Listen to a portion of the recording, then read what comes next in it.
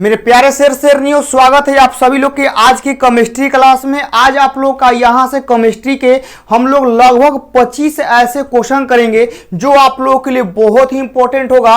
और यह आप लोग का 2 नंबर के ऐसे सवाल होंगे जो आप लोग के फाइनल बोर्ड एग्जाम में बहुत ज्यादा देखने को मिलेंगे। और आप लोगों को आज की इस क्लास में, ठीक है ना, पूरा अच्छे से बहुत बारीकी से और आप लोगों को ट्रिक के जरिए, एक होता है ना कि एक हम लोग कैसे अच्छे से याद कर सकते हैं, समझ सकते हैं, तो उन सारी चीजों को आज हम लोग समझने वाले हैं। आप लोग इस वीडियो को तुरंत लाइक कर दीजिएगा और तुरंत आप लोग अपने दोस्तों के पास शेयर करिएगा ताकि वो भी जो आपका दोस्त है ना उसका भी तैयारी अच्छा हो पाए और आप लोग बहुत अच्छा नंबर लेकर आ पाए। तो आज का जो ये क्लास होगा केमिस्ट्री के लगभग हम लोग अप्रोक्स 25 सवाल करेंगे जो आप लोगों के लिए बहुत ज्यादा इंपॉर्टेंट होगा। और आप लोगों को इन सवालों को अच्छे से समझना होगा, सीखना होगा और इन लोगों को बार बार रिवाइज करना होगा। जो यहां पर आज सवाल कराएंगे, इन सवालों को आप लोगों को डेली, ठीक है ना, प्रत्येक दिन आप लोगों को बार बार रिवाइज करना होगा ताकि आप लोगों का क्वेश्चन में कोई दिक्कत या कोई कंफ्यूजन आप लोगों का ना हो। यहां से बाबू लोग हम लोग स्टार्ट करते हैं। आप लोग यहां से रेडी हो जाएंगे, जितने भी स्टूडेंट हैं फटाफट आप लोग रेडी हो जाएंगे। अब यहां देखिए, जो भी स्टूडेंट लोगों को पूरा यह पैनल पीडीएफ, ठीक है, जो यहां पर दिखता है, जो लिखते हैं, ठीक है ना, चाहे और भी आप लोग का ऑब्जेक्टिव सब्जेक्टिव हो गया, आप लोग को लेने के लिए जाना होगा एप्लीकेशन पर। वहां पर मात्र आप लोग का 300 का, ठीक है ना, Hindi, English, math, physics, chemistry, biology, ठीक है ना, ये 300 एक सब्जेक्ट का प्राइस नहीं है। ये 300 में आप लोग का 6 सब्जेक्ट मिलेगा, यानी एक सब्जेक्ट का जो प्राइस है वो 50 रुपया है। उसमें आप लोग का लाइव क्लास का PDF, chapter wise objective, subjective, ठीक है ना, आप लोग का मॉडल पेपर, सारा चीज आप लोग का वहां पर मिलेगा। वहां से आप लोग तैयारी को और अच्छा कर सकते हैं। अब यहां देखिए, पीडीएफ लेने के लिए जाना है आप लोग को प्ले स्टोर पे। प्ले स्टोर पे जाकर सर्च करना है स्टडी विथ डेडिकेशन, वहां एप्लीकेशन आ जाएगा, उसको इंस्टॉल कर लेना है। कोई दिक्कत होगा तो 2 नंबर है, आप लोग फोन या मैसेज के द्वारा आप लोग कोई भी डाउट पूछ सकते हैं। अब यहां से हम लोग आगे बढ़ते हैं। देखिएगा बाबू, यहां से पहला सवाल है, बहुत ही सुंदर है कि हम लोग का शॉर्टकी त्रुटि और हम लोग का फ्रेंकल त्रुटि में क्या अंतर है। जैसे आप लोग को हम लाइव क्लास में जो भी ऑब्जेक्टिव करवाते हैं उसमें भी आप लोग बताएं बाबू, हम लोग का शॉर्टकी और फ्रेंकल दोष में, यानी शॉर्टकी और फ्रेंकल में आप लोग को बहुत सारा अंतर समझना होता है। जैसे शॉर्टकी में क्या करता है कि हम लोग का लैटिस से, समझ गए ना, हम लोग का केटायंस तथा एनायंस समान संख्या में लुप्त होते हैं। सबसे पहले समझिए कि शॉर्टकी के बारे में हम क्या पढ़ाए हैं कि शॉर्टकी ऐसा डिफेक्ट होता है कि जो किसी क्रिस्टल से हम लोग का समान संख्या में प्लस और समान संख्या में माइनस बाहर निकलेगा, यानी एक क्रिस्टल में प्लस और माइनस समान संख्या में बाहर निकलेगा। उसके बाद शॉर्टकी में यह होता है कि डिफेक्ट में मतलब डेंसिटी में कमी आती है, समझ गए ना, शॉर्टकी दोष में डेंसिटी का कमी आता है। और शॉर्टकी दोष जो होता है वह हम लोग का NaCl में पाया जाता है। तो यह शॉर्टकी के 3 मुख्य गुण हो गए। अब यहां देखिएगा फ्रेंकल में क्या होता है कि यहां पर जो एनायंस होते हैं अपने स्थान को छोड़कर इनर्शियल साइट में चले जाते हैं। यानी हम लोग का फ्रेंकल में क्या होता है ना कि यह अपने क्रिस्टल को छोड़कर बाहर ही नहीं जाता है, ओकरे में कहीं एने ओने घूमने लगता है। फिर उसमें देखिएगा कि फ्रेंकल में हमारा घनत्व में कोई परिवर्तन देखने को नहीं मिलता है, यानी हम लोग का शॉर्टकी में घनत्व में कमी होता है, लेकिन फ्रेंकल के घनत्व में कोई कमी नहीं होता है। और फ्रेंकल त्रुटि जो होता है वह सिल्वर ब्रोमाइड मतलब AgBr में हम लोग का पाया जाता है। तो यह आप लोग का शॉर्टकी और फ्रेंकल का मुख्य 3 अंतर हो गया जो आप लोगों को अच्छे से याद रखना है। अब यह आप लोग का पूरा इंग्लिश में भी यहाँ पर टाइप कर दिए हैं ताकि कोई दिक्कत, कोई समस्या आप लोगों को ना हो। अब यहाँ देखिएगा कि दूसरा का सवाल है हम लोग का कि अभिक्रिया की कोटि की परिभाषा दे, मतलब अभिक्रिया की कोटि क्या होता है। देखिए, सबसे पहले समझिए कि जो किसी भी रिएक्शन का जो सांद्रण होता है, जो कॉन्सेंट्रेशन होता है, तो कोई भी अभिक्रिया का जो रिएक्शन होता है उसका जो सांद्रण होता है, तो सांद्रण के घातों के जोगफल को कोटि कहते हैं। समझ गए ना क्या बोले। जैसे मेरे प्यारे साथियों, आप लोग ऐसे समझिए कि आप लोग एग्जाम में जाते हैं, तो आपके दोस्त भी एग्जाम देने जाते हैं, तो आपके पास 2 कलम है, आपके स्टूडेंट के पास 1 कलम है, चाहे 3 कलम है, तो आपके पास 2 कलम और स्टूडेंट के पास 3 कलम, तो टोटल कलम कै गो है, 2 और 3 5 गो। तो वही यहां पर होता है कि कोई रिएक्शन का रेट होता है, तो जो उसमें कॉन्सेंट्रेशन रहता है, जो सांद्रण रहता है, तो सांद्रण का जो घात रहता है ना, तो घातों के जोगफल को हम लोग क्या कहते हैं, उस अभिक्रिया का कोटि कहते हैं। आप लोग समझ गए होंगे। अब यहां देखिएगा थ्रेशोल्ड ऊर्जा क्या होता है? किसी धातु की सतह के लिए आपतित फोटोन की ऊर्जा की वह न्यूनतम मान जो धातु के सतह से एक इलेक्ट्रॉन को बाहर निकाल सकता है उसे थ्रेशोल्ड ऊर्जा हम लोग कहते हैं। यानी थ्रेशोल्ड ऊर्जा मतलब होता है ना कि किसी धातु का जो सतह होता है उस पर इतना मिनिमम फ्रीक्वेंसी, मतलब उस पर इतना मिनिमम, ठीक है ना, उस पर जो मान होता है किसी धातु की सतह के लिए आपतित फोटोन की ऊर्जा का वह न्यूनतम मान, ठीक है ना, मतलब इतना न्यूनतम मान कि जहां से वह इलेक्ट्रॉन निकलने के लिए क्या हो जाए, मजबूर हो जाए। समझ गए? जैसे मेरे प्यारे साथियों देखिएगा कि हम लोग किसी सतह पर, ठीक है ना, कि किसी सतह से इलेक्ट्रॉन को निकालना होता है तो वह उसको निकलने के लिए उतना मिनिमम ऊर्जा चाहिए। समझ गए ना? तब वह उस सतह से निकलेगा। तो वह मिनिमम ऊर्जा, वह न्यूनतम ऊर्जा जहां से उस सतह से एक इलेक्ट्रॉन निकल जाए, उसी ऊर्जा को हम लोग कहते हैं थ्रेशोल्ड ऊर्जा। तो थ्रेशोल्ड ऊर्जा समझ में आ गया होगा क्या होता है कि वह मिनिमम एनर्जी होता है। वह मिनिमम एनर्जी, अब कैसा मिनिमम एनर्जी? जो सतह से इलेक्ट्रॉन को निकालने के लिए उत्तरदायी होता है। समझ गए ना? वही मिनिमम एनर्जी हमारा थ्रेशोल्ड ऊर्जा आप लोग का होता है। अगला सवाल यहां देखिएगा कि फैराडे के विद्युत अपघटन का प्रथम नियम क्या होता है? देखिए यहां लिखे हैं कि किसी विद्युत अपघटन में जमा या मुक्त हुए पदार्थ की मात्रा उसमें प्रवाहित आवेश की मात्रा के समानुपाती होती है। यानी कहने का मतलब है कि जितना उसमें, मतलब विद्युत अपघटन जब होगा तो उसमें जितना पदार्थ का जो मात्रा रहेगा वह जमेगा, या जितना हमारा मुक्त होगा उसमें प्रवाहित आवेश के हमारा क्या होगा, बराबर होगा। जैसे देखिएगा कि एक बाल्टी में हम जितना चीनी घोरेंगे वही ना चीनी नीचे बैठेगा। क्या चीनी बाहर से आ जाएगा? नहीं ना आएगा। एक बाल्टी में जो चीज हम लोग चीनी घोरेंगे, समझ गए ना, तो चीनी देखिएगा नीचे बैठता है। समझ गए ना? चाहे हम लोग माटिए घोलेंगे तो नीचे बैठता है, तो जितना घोलेंगे वही ना बैठेगा नीचे। वही बात यहाँ पर होता है कि किसी भी पदार्थ में जो जमा होगा, चाहे जो पदार्थ की मात्रा मुक्त होगी, वह मात्रा प्रवाहित आवेश के बराबर होगी। जितना आवेश प्रवाहित होगा ओकरे बराबर रहेगा। तो यहाँ पर एम समानुपाती क्यू हो गया, समानुपाती हटा तो बराबर आ गया। एगो आता है यहाँ पर कांस्टेंट जेड हो गया, और क्यू का फॉर्मूला होता है आईटी। तो यह आप लोगों को याद करने में ज्यादा तकलीफ परेशानी नहीं हुआ होगा। अगला सवाल देखिएगा कि विद्युत रासायनिक तुल्यांक की परिभाषा दें। यानी वो उस पदार्थ की वह द्रव्यमान होता है जो 1 एम्पियर विद्युत धारा को 1 सेकंड के लिए प्रवाहित करने पर इलेक्ट्रोड पर जमा होता है, उसे हम लोग कहते हैं विद्युत रासायनिक तुल्यांक। यानी उस पदार्थ की वह द्रव्यमान, ठीक है ना, जो 1 एम्पियर की विद्युत धारा को 1 सेकंड में प्रवाह कर देता है, वही जो जमता है उसे हम लोग क्या कहते हैं, विद्युत रासायनिक तुल्यांक कहते हैं। और इसका जो यूनिट होता है वह ग्राम प्रति कूलम्ब होता है। आप लोगों को याद रखना है।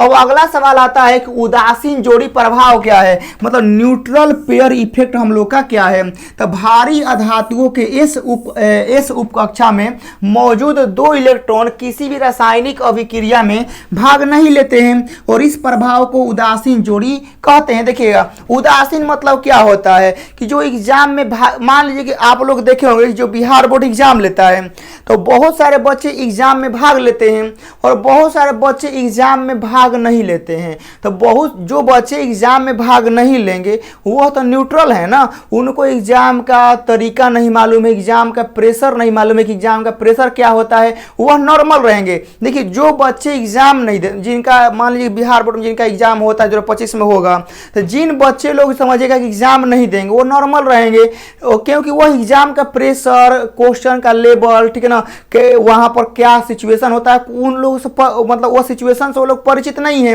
अब जो बच्चा एग्जाम देगा उसको ना पता चलता है यहाँ एग्जाम का क्या रियल में मतलब होता है। तो वही यहाँ पर है कि जो समझिए कि रिएक्शन में भागे नहीं लेगा, एकदम न्यूट्रल, मतलब कि उसमें भागे नहीं लेगा तो वह न्यूट्रल रहेगा। अब इसी को थोड़ा सा केमिस्ट्री के भाषा में, ठीक है ना, साइंस शास्त्र की भाषा में थोड़ा सा उसके इस उपकक्षक में लिखा गया है कि जो भारी अधातु होता है ना तो उसके इस उपकक्षा में जो मौजूद हमारे 2 इलेक्ट्रॉन होते हैं। अब कहिएगा सर कि हमारा 2 इलेक्ट्रॉन का ही बात क्यों हुआ, तो बाबू इस उपकक्षा में 2 इलेक्ट्रॉन रहता, याद रखिएगा हम लोग का यहाँ पर एस यूज किया है ना, तो इस उपकक्षा में हमारा 2 इलेक्ट्रॉन होता है, इसी वजह से 2 का जिक्र किया है। तो इस उपकक्षा में 2 इलेक्ट्रॉन किसी भी रासायनिक अभिक्रिया में भाग नहीं लेता है। अब किसी भी रासायनिक अभिक्रिया में भागे नहीं लेगा तो भाई कहेंगे तुम न्यूट्रल हो, समझ गए ना। तो यहाँ पर हम लोग का यह हो गया। अगला सवाल आता है कि BCl3 लिविस अम्ल की तरह क्यों व्यवहार करता है? देखिएगा, BCl3 लिविस अम्ल की तरह व्यवहार करता है क्योंकि इसमें इलेक्ट्रॉन की कमी, BCl3 में बोरॉन में 2p2 ऑर्बिटल जो होता है खाली होता है, यानी यह इलेक्ट्रॉन ग्रहण करने की क्षमता रखता है और यह लिविस अम्ल की तरह काम करता है। यानी मेरे प्यारे साथियों, हम लोग जो आप लोग BCl3 देख रहे हैं ना, इसमें जो हमारा 2p2 का ऑर्बिटल जो होता है यह हमारा पूर्ण रूप से खाली होता है, मतलब कि आंशिक रूप से भरा होता है लेकिन और खाली रहता है। और खाली रहता है तो यह सोचता है कि हमारे पास और इलेक्ट्रॉन आ जाए। समझ गए ना? क्या सोचता है कि ऐसा आप लोग खाना खाते हैं और आप लोगों को पेट नहीं भरता है, समझ गए ना? खाना खाते हैं और आपका खाना वो बहुत पसंदीदा है और आप लोगों को अभी पेट नहीं भरा तो आप लोग क्या सोचते हैं कि और ही मिल जाता तो अच्छा रहता। वैसे ही यहाँ पर होता है कि BCl3 में कि हम लोग का जो 2p2 का जो ऑर्बिटल होता है यह तनी मनी भरा होता है और खाली रहता है, यानी यह और इलेक्ट्रॉन ग्रहण कर सकता है। और यही क्या होता है कि यही लालच के वजह से, समझ गए ना, यही क्या होता है, इलेक्ट्रॉन ग्रहण कर सकता है, मतलब यही लालच की वजह से हमारा यह लिविस अम्ल की तरह कार्य करता है। अगला सवाल आता है कि कमरे के तापमान पर H2S हम लोग का गैस होता है जबकि H2O एक द्रव होता है। ये सवाल हम करा चुके हैं, सवाल दोबारा आ गया है। तो अब यहाँ देखिएगा कि हम लोग का ऑक्सीजन, देखिए ऑक्सीजन में हम लोग का हाइड्रोजन बंध पाया जाता है जिसके वजह से यह लिक्विड होता है, और सल्फर में हाइड्रोजन बॉन्ड नहीं पाया जाता है जिसके वजह से जब कोई बॉन्डे नहीं रहता है तो यह जहां मन तहां घूमता रहता है। समझ गए ना? तो यहीं पर आप लोग समझिएगा कि ऑक्सीजन में हाइड्रोजन बॉन्ड पाया जाता है जिसके वजह से H2O लिक्विड होता है, और सल्फर में क्या होता है कि हाइड्रोजन बॉन्ड नहीं पाया जाता है जिसके वजह से यह गैस होता है। वही यहाँ पर आप लोग का लिखा गया है मेरे प्यारे साथियों। मेन हाइड्रोजन बॉन्ड का क्या है कहानी आप लोग का यहाँ पर है। थोड़ा सा और कहानी होता है कि सल्फर की तुलना में ऑक्सीजन परमाणु का आकार छोटा होता है, यानी ऑक्सीजन का आकार छोटा रहेगा तो यह मेरे प्यारे साथियों इसमें हाइड्रोजन बॉन्ड पाया जाता है। आप लोगों के मन में बात चल रहा होगी भैया ऑक्सीजन में हाइड्रोजन बॉन्ड क्यों पाया जाता है? तो बाबू लोग ऑक्सीजन में हाइड्रोजन बॉन्ड इसलिए पाया जाता है क्योंकि इसका आकार छोटा होता है। जो छोटा रहता है आप उसी को बांध सकते हैं, समझ गए ना? बड़े चीज को कंट्रोल करना मुश्किल होता है, समझ गए ना? बड़े चीज को कंट्रोल करना बहुत मुश्किल होता है। तो यह छोटा होता है, ऑक्सीजन का आकार छोटा होने के कारण इसमें हाइड्रोजन बॉन्ड पाया जाता है जिसके वजह से यह लिक्विड हो जाता है। और सल्फर का आकार बड़ा होता है जिसके वजह से इसमें हाइड्रोजन बॉन्ड नहीं पाया जाता है और इसी कारण यह गैस होता है। यह समझ गए होंगे। अगला सवाल देखिएगा, यह पूरा इंग्लिश और हिंदी सब में टाइप होते हुए चल रहा है। अब यहाँ देखिएगा कि कार्बन तथा सिलिकॉन की संयोजकता 4 होती है जबकि जर्मेनियम, यहाँ पर SN3 PV है, लेड की संयोजकता 2 भी होती है। क्यों? देखिएगा, कार्बन तथा सिलिकॉन परमाणुओं का आकार छोटा एवं वैद्युत ऋणात्मकता का मान काफी अधिक होने के कारण उनकी संयोजकता केवल 4 होती है जबकि जर्मेनियम SN/Pv की संयोजकता 2 भी होती है। यानी एक तरह से ऐसे समझिए कि जो कार्बन और सिलिकॉन होता है ना, इसका आकार हम लोग का छोटा होता है, समझ गए ना? इसका जो शेप होता है, जो साइज होता है वो स्मॉल होता है, और उसमें जो हम लोग का इलेक्ट्रोनेगेटिव का जो वैल्यू होता है ना, इलेक्ट्रोनेगेटिव का जो वैल्यू होता है यह काफी अधिक होता है, मतलब बहुत हाई होता है जिसकी वजह से इसकी संयोजकता हम लोगों की 4 होती है। इसको आप लोगों को याद रखेंगे। अगला सवाल आता है कि भर्जन तथा निस्तापन में भेद स्पष्ट करें। तो हम सवाल यह कई बार करा चुके हैं कि भर्जन क्या होता है। भर्जन होता है कि सांद्रित अयस्क को हवा की उपस्थिति में गर्म करके वोलेटाइल पदार्थ को उड़ा देना हम लोग का भर्जन या जारन कहलाता है। याद रखिएगा, भर्जन जो होता है हम लोग का हवा के यानी ऑक्सीजन की उपस्थिति में होता है, यानी सांद्रित अयस्क को हम लोग हवा या ऑक्सीजन की उपस्थिति में गर्म करेंगे जिससे हमारा वोलेटाइल मतलब कुछ उसमें अवांछनीय पदार्थ, कुछ अशुद्धि पदार्थ वो उड़ जाएंगे, खत्म हो जाएंगे और शुद्ध हम लोग का धातु प्राप्त होगा। उसे हम लोग कहते हैं भर्जन या जारन। और निस्तापन क्या होता है बाबू लोग कि किसी सांद्रित अयस्क को वायु या ऑक्सीजन की अनुपस्थिति में मतलब निर्वात में गर्म करेंगे। तो निर्वात में गर्म करने से से हमारे वोलेटाइल पदार्थ उड़ जाएंगे तो उस प्रक्रिया को हम लोग कहते हैं निस्तापन। यहाँ से पूरी तरह से आप लोग समझ गए होंगे। अब अगला सवाल आता है कि निम्नलिखित संकुल यौगिकों का IUPAC नाम लिखना है, ठीक है ना। यानी जो आप लोग ये वाला देख रहे हैं आप लोग कंपाउंड, ये वाला कंपाउंड आप लोग देख रहे हैं, इसका हम लोग को IUPAC नाम लिखना है। देखिएगा इसका नाम होता है कि डाई एमीन, ठीक है ना, डाई क्लोरो प्लेटिनम हम लोग का 2। यानी मेरे प्यारे साथियों देखिए NH3 हम लोग का एमीन होता है, NH3 जो होता है वो एमीन होता है। तो एमीन कै गो है, 2 गो, तो हम लोग का डाई एमीन हो गया। अब Cl क्या है, क्लोरीन है, लेकिन हम लिखेंगे क्लोरो, क्लोरीन नहीं लिखेंगे, क्लोरो लिखेंगे। अब क्लोरीन कै गो है, 2 गो, यानी हम लोग का एमीन 2 गो है और क्लोरीन 2 गो है, तो हम लिखेंगे डाई एमीन डाई क्लोरो, समझ गए ना, क्योंकि एमीन 2 गो है और क्लोरो भी 2 गो है। और बाद हम यहाँ पर प्लेटिनम लगा के 2 लिख देंगे। अब यहाँ देखिएगा इसका लिखते हैं क्रोमियम NH3। अब यहाँ पर है देखिएगा सबसे पहले जो हम लोग का NH3 होता है यह एमीन है, याद रखिएगा। NH3 क्या होता है, एमीन, अमोनिया, वही जो आप लोग पढ़े हैं, ठीक है ना। तो NH3 को हम लोग यहाँ पर एमीन लिखेंगे और यह कै गो है, 4 गो है, तो 4 की लगता है टेट्रा, टेट्रा एमीन हो गया। फिर हम लोग का क्लोरो कै गो है, तो क्लोरो 2 गो है, और उसके बाद हम लोग का यहाँ पर क्रोमियम है तो क्रोमियम लग गया, और यहाँ पर थर्ड, और हम लोग का प्लस यहाँ पर है तो उसी के कारण लग गया है आयन। तो यह आप लोग का पूरा तरह से हो गया।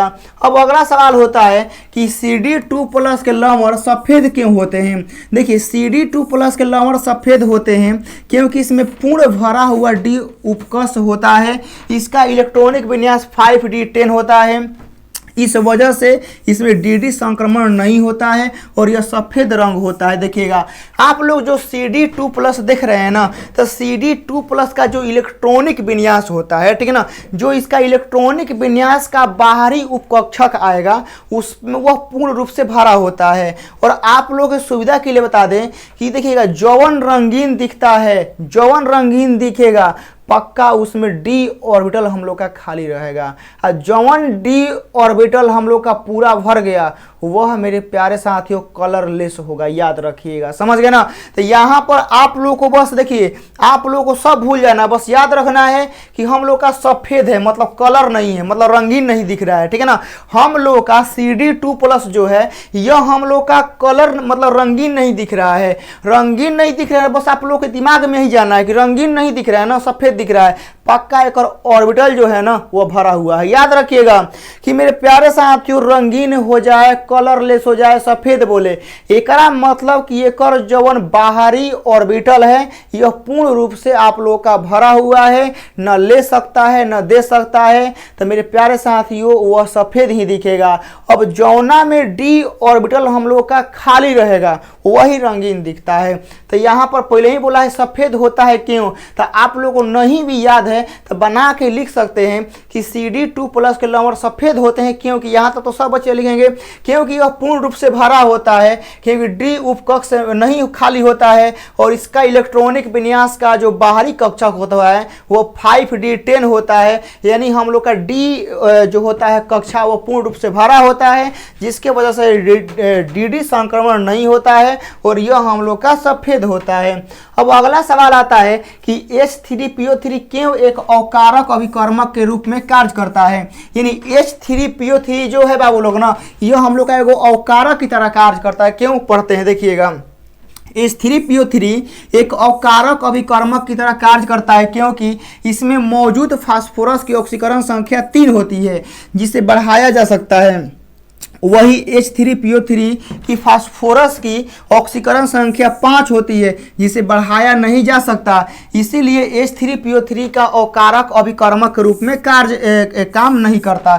यानी मेरे प्यारे साथियों देखिएगा कि हम लोग का यहाँ से बोला गया है ना कि H3PO3 अकारक के रूप में कार्य करता है, लेकिन हम लोग का H3PO3 कार्य नहीं करता है। तो सब मेरे प्यारे साथियों खेल है आप लोग का ऑक्सीकरण संख्या का। क्यों?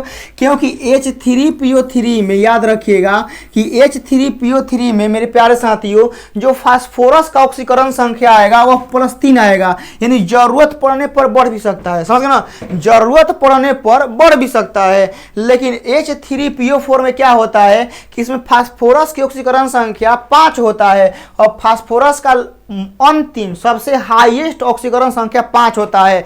आप लोगों को ऑब्जेक्टिव क्लास में कराए हैं कि फास्फोरस का जो ऑक्सीकरण संख्या सबसे ज़्यादा होता है वह 5 होता है, और वही हमारा H3PO3 में फास्फोरस का ऑक्सीकरण संख्या 5 होता है। यह हम लोग का नहीं बढ़ सकता है। जब नहीं बढ़ सकता है तो हम लोग का H3PO3 अकारक रूप में कार्य नहीं करेगा, और H3PO3 का में फास्फोरस का ऑक्सीकरण संख्या 3 होता है, यानी इसे जरूरत पड़ने पर हम लोग बढ़ा सकते हैं, जिसकी वजह से यह अकारक की तरह कार्य करेगा, और हई ससुरा हमने के नहीं करेगा।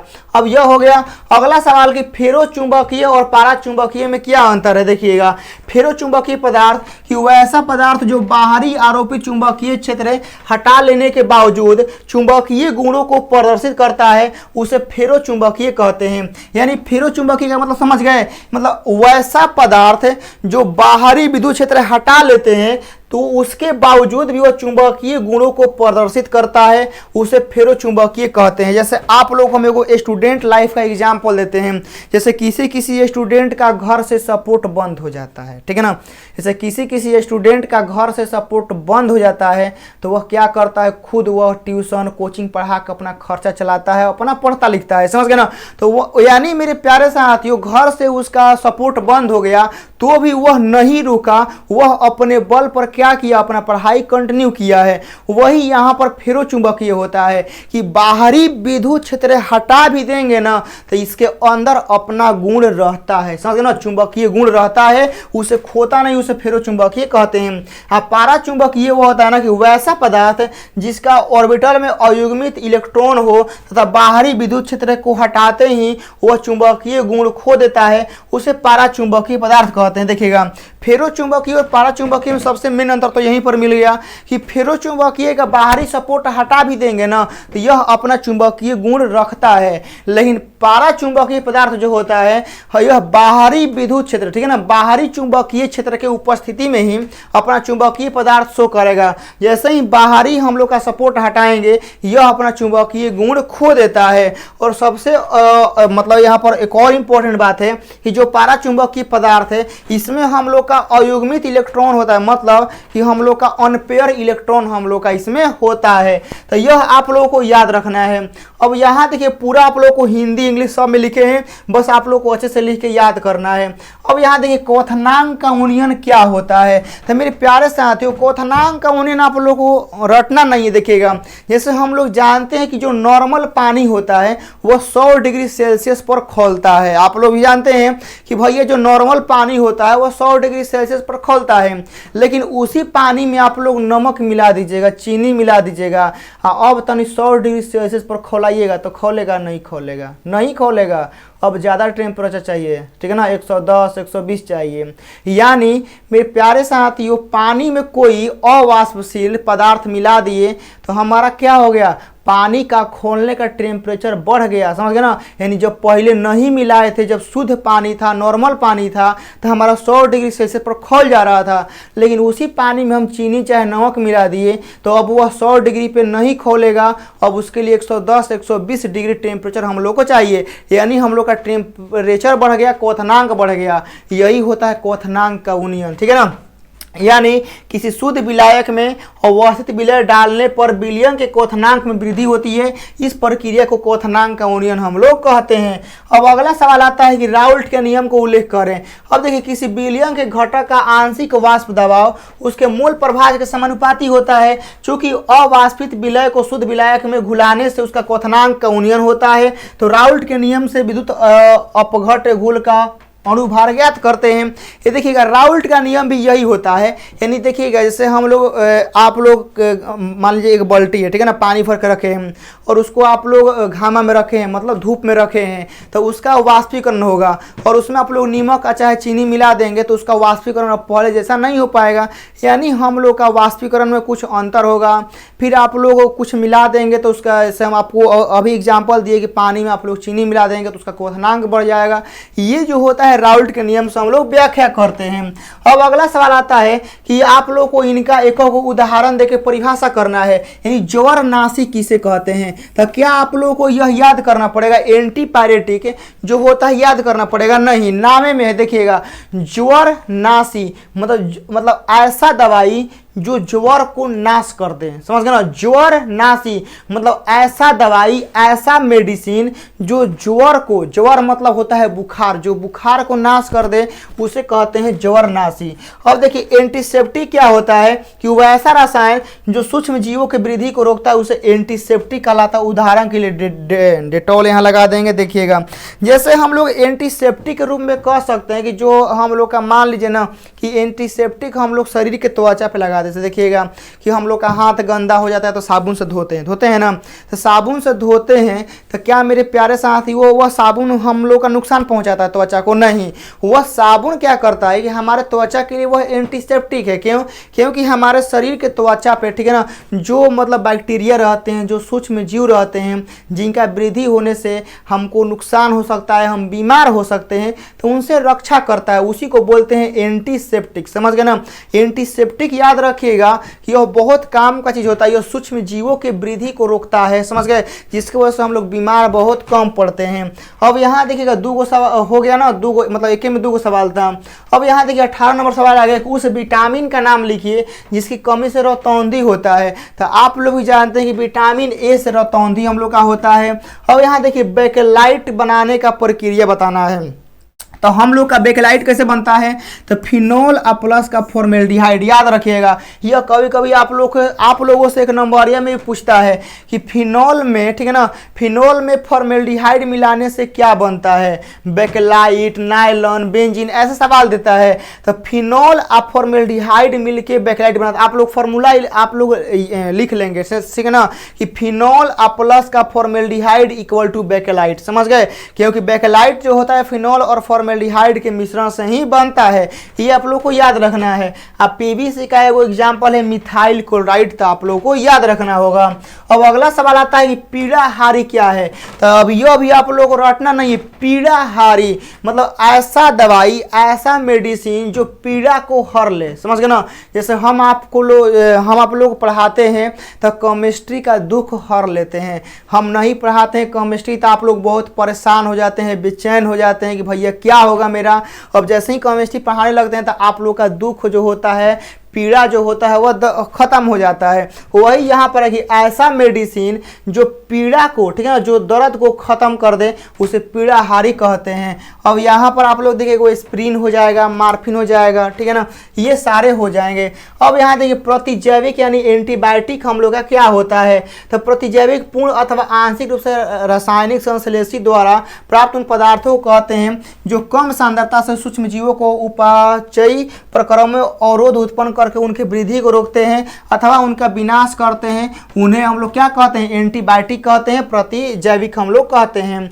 अब यहाँ देखिएगा 21 नंबर सवाल है कि प्रति अणु ग्लूकोज में कितने अणु एटीपी उत्पन्न होते हैं जब ग्लूकोज का ग्लाइकोसाइज कराते हैं? तो याद रखिएगा, जब ग्लूकोज का ग्लाइकोलाइसिस कराते हैं तो उसमें एटीपी में 8 हम लोग लगा देंगे। संश्लेषित रबड़ क्या होता है? तो वैसा रबड़ जो प्रयोगशाला में कृत्रिम रूप से हम लोग निर्माण करते हैं उसे संश्लेषित रबड़ कहते हैं, जैसे नियोप्रीन हो जाएगा। तो संश्लेषित रबड़ का परिभाषा आप लोग को याद रहेगा ना कि वैसा रबड़ जो प्रयोगशाला में, मतलब जब प्रयोगशाला का कहने का मतलब जहां हम लोग प्रैक्टिकल करते हैं, समझ गए ना, लैब हो गया ना, उसको हम लोग प्रयोगशाला कहते हैं। तो प्रयोगशाला में कृत्रिम रूप से हम लोग जो बनाते हैं रबड़ उसे हम लोग संश्लेषित मतलब सिंथेटिक रबड़ कहते हैं। अब यहाँ देखिएगा आप लोग का सारा यहाँ पर लिख दिए हैं। अब अगला सवाल आता है कि मेथनोइक अम्ल और एथेनोइक अम्ल में क्या अंतर है? यह आप लोग का सवाल जो है बाबू बहुत ज्यादा वीवीआई, याद रखिएगा, बहुत वीवीआई है कि मेथेनोइक अम्ल और हम लोग का एथेनोइक अम्ल में क्या अंतर है। देखिएगा मेथेनोइक अम्ल में यहाँ पर लिखे हैं कि यह एल्डिहाइड और कार्बोक्सिलिक एसिड का समूह मतलब दोनों होता है। यानी मिथेनोइक अम्ल में हम लोग का एल्डिहाइड और कार्बोक्सिलिक अम्ल का दोनों का समूह होता है और एथेनोइक में सिर्फ कार्बोक्सिलिक समूह होता है। फिर मेथेनोइक अम्ल में यह आसानी से CO2 और H2O में ऑक्सीकृत हो जाता है। यानी जो मेथेनोइक अम्ल होता है यह आसानी से कार्बन डाइऑक्साइड और जल में ऑक्सीकृत हम लोग का हो जाएगा, लेकिन यह ऑक्सीकृत नहीं होगा। कौन? एथेनोइक अम्ल। देखिएगा मेथेनोइक अम्ल जो होता है यह टॉलेंस मतलब रिएक्सेंट मतलब जो होता है यह दिखाता है, ठीक है ना, लेकिन यह एथेनोइक अम्ल नहीं दिखाता है। और मेथेनोइक अम्ल जो होता है यह फेलिंग सॉल्यूशन को अवकृत करता है, लेकिन यह कोई प्रभाव नहीं दिखाता है। तो यह आप लोग के मेथेनोइक और एथेनोइक अम्ल में अंतर है, आप लोग को इनको याद रखना है। अब अगला सवाल आता है, आप लोग सारा चीज़ यहाँ से अच्छे से लिखिएगा। अब यहाँ देखिएगा पूरा यहाँ पर सवाल बाबू खत्म हो गया और आप लोग को यह पूरा पीडीएफ नोट्स जो है ना यह आप लोग का एप्लीकेशन पर अपलोड हो जाएगा। वहाँ से आप लोग अच्छे से रिवाइज करिएगा, अच्छे से तैयारी करिएगा, क्योंकि अब एग्ज़ाम में समय कम है। जितना लेट करिएगा उतने ज़्यादा परेशानी बढ़ेगा, इसलिए आप लोग जल्द से जल्द क्लास को ज्वाइन करेंगे, बैच को ले लेंगे, पीडीएफ को ले लेंगे और वो आप लोग वहाँ से अच्छे से तैयारी करेंगे ताकि कोई दिक्कत समस्या ना हो, ठीक है ना। और पीडीएफ लेने के लिए आप लोग प्ले स्टोर पर जाके आप लोग वहाँ से एप्लीकेशन का नाम है स्टडी विथ डेडिकेशन सर्च मारिएगा, आ जाएगा। कोई दिक्कत होगा तो 2 नंबर है, आप लोग कभी भी कॉल करके पूछ सकते हैं। तो यहाँ पर मेरे प्यारे साथियों आज का क्लास कैसा लगा सारे बच्चे लोग कमेंट बॉक्स में बताइएगा, ठीक है ना। आप लोगों को सारा मतलब जो बच्चे देख रहे हैं ना आप लोगों को एकदम कमेंट बॉक्स में कमेंट करके ही जाना है कि आप लोग क्लास कैसा लगा। बाकी मिलते हैं नेक्स्ट पार्ट में इसके, तब तक के लिए आप लोग तैयारी करिए, रिवाइज करिए और पीडीएफ आप लोग का एप्लीकेशन पर चल जाएगा। जय हिंद।